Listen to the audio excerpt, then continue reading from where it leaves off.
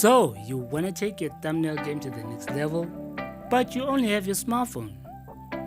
Well, in this video, we'll show you how you take your thumbnail game to the next level. So stay tuned and let's get into this video.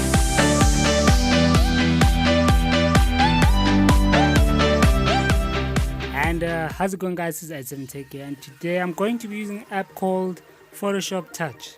Now, this application is not available in the Play Store, so you'll have to Google it to find it.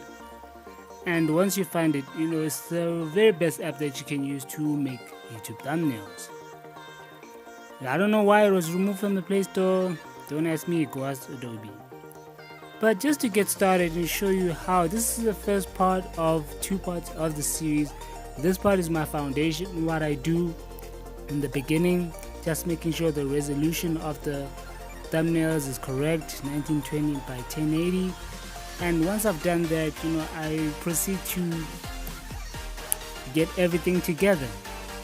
Now, it's very quick and simple. I don't think that a lot of you will have a problem with this foundation phase if you are planning to do thumbnails like I do them, or you want to switch it up and do it on your own way.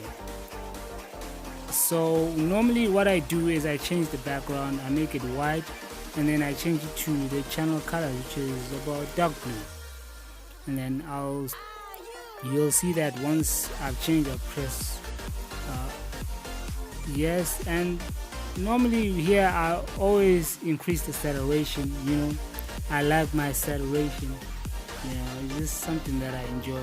And then after that, I just add borders, and I may have made a mistake with one of them, but anyway, that doesn't matter.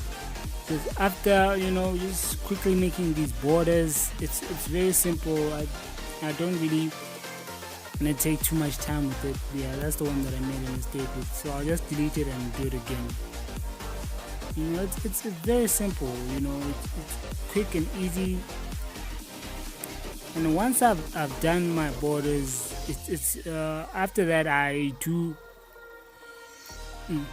And once I've done my borders, after that, I save the file, because you never know, your phone might just switch off or something goes wrong, and then you have to start again. But even if I've started this, I've done this method at least 3 or 4 times, so I'm quite used to it. I can do it even if the file gets deleted, but just to be safe and not sorry, you save it. And once I've saved, then I add my little bit of a background, like behind the color of the thumbnail, to have that illusion that I'm in some sort of a studio or something like that.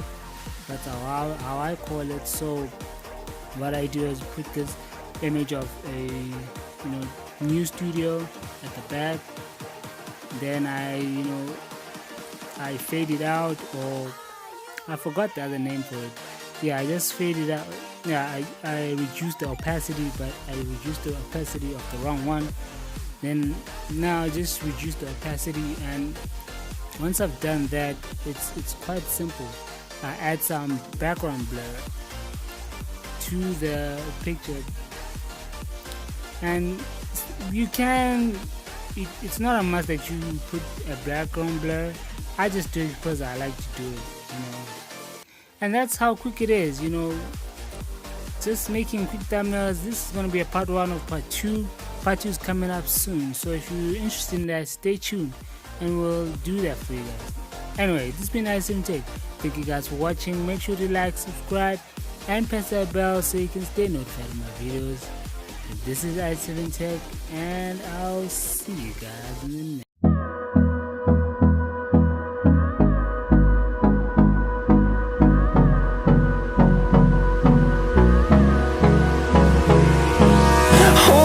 Close till I get up. Time is barely on our side. I don't wanna waste what's left.